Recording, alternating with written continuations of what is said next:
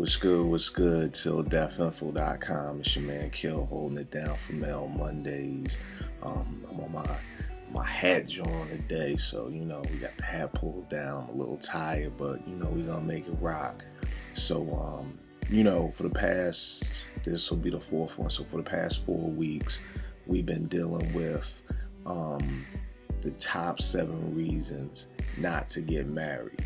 And it's not dissing marriage, it's just basically saying if you are any of these 7 type people, you have these 7 type attributes, you shouldn't get married. You need to check yourself on these 7 things before you venture into this wonderful world of marriage. So the first week we were talking about you should not get married if you can't put another person's needs before your own, because that's basically what this game is about. It's about making sure that your wife is taken care of, and making, and the wife making sure that her husband is taken care of, because that's what really forms that bond of needing each other. You know what I mean? If I feel like I gotta do for myself, and Tanya feels like she gotta do for herself, it's kind of like, what are we even here for? So there needs to be that need of feeling like I need this person to survive. I need this person to be a better me. And a lot of times people don't feel that way because we aren't doing our jobs as spouses, caring for the other person. So if you can't put somebody's needs before somebody else's, this game really isn't for you. Number 2, we were talking about people who carry grudges and don't want to forgive. Like I said before, and Raza said, hey, I don't care if you married a month or 20 years. Somehow, some way, your spouse is going to do something to piss you off, and you're going to have to forgive that person. And I mean, truth be told, it really, not to say it shouldn't be hard, but you're going to have to ask for forgiveness sometimes, and you're going to have to forgive. So it's just part of the game. And then last week we was chopping it up about you shouldn't get married if you're an abusive person, verbally abusive, physically abusive, anything like that. It's just no place in marriage for that, because we're supposed to be building our spouses up, not tearing them down. So this week we are on to number 4, which is beliefs.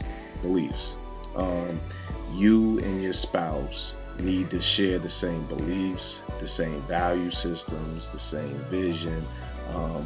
You really have to just be on that same, on the same accord, and this week they were taking it from Genesis 2:24, where it says, for this reason a man should leave his father and mother and be united to his wife, and they should be one flesh.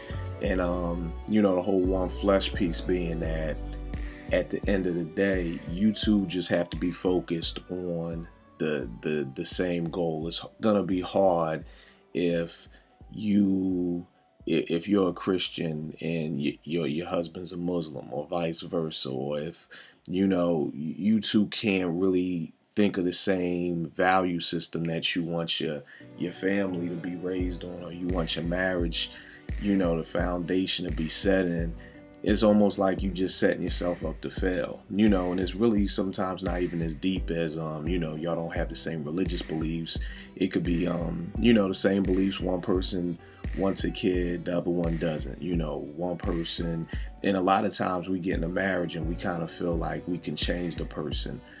So it's kind of like, I know you like to hang out with your boys every Friday, Saturday, and Sunday. Deep down inside, I hate it, but I ain't gonna say nothing to you till we get married. You know what I'm saying? So it's like, we gotta be on the same accord. So it's like, I knew from the door I didn't want no shorty who was going to be at the club every weekend and things like that. So, that's one of the things that attracted me about Tanya. I didn't feel like dealing with that. So we kind of were on the same accord with, I guess as far as the whole hanging out aspect of what we do with our free time.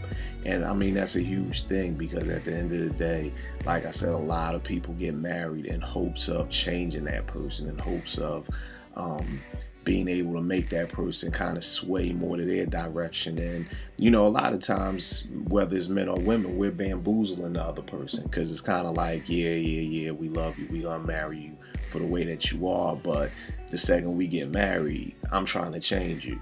You know what I'm saying? Or, you know, people who may go into it like, oh, yeah, I love God. I go to church, whatever, just to get with you.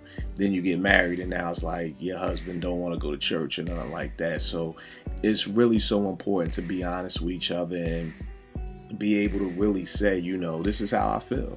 You know, this is who I am. And if we don't line up, it's, to me, you know, a breakup is hard, or, you know, stepping away from somebody you love is hard. But I just think it's the mature thing to do, because if you two aren't on the same page, it's going to come out eventually. It's like you can't fake it but for so long. So I just think a huge piece is, when you are getting serious with somebody, is really sitting down and trying to figure out, you know, where are you, what's your number one priority? Is it your career or is it your family? You know, what do you put all your time into? Where are you gonna reap from? Are you reaping from, I spend 14 hours, every day at work, making sure my career moves forward, or am I spending that time investing in my marriage and in my children? And, it's a lot of hard conversations, but at the end of the day, you want somebody who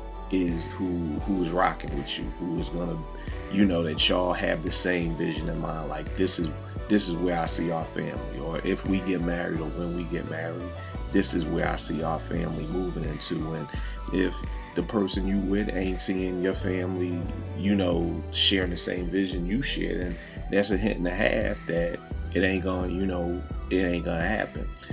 So like I said, it doesn't have to be anything super deep, like, oh, we got two different religious beliefs, but that's a huge thing. I mean, if you're a believer, you have one way of doing your thing, and if you're not a believer, then there's a whole nother way, So if a husband is saved, at the end of the day, his thinking is going to be totally different than somebody who isn't saved. And that's going to cause stress, that's going to cause turmoil, that's going to cause problems. And like I said, it can go from something as big as that to something as small as,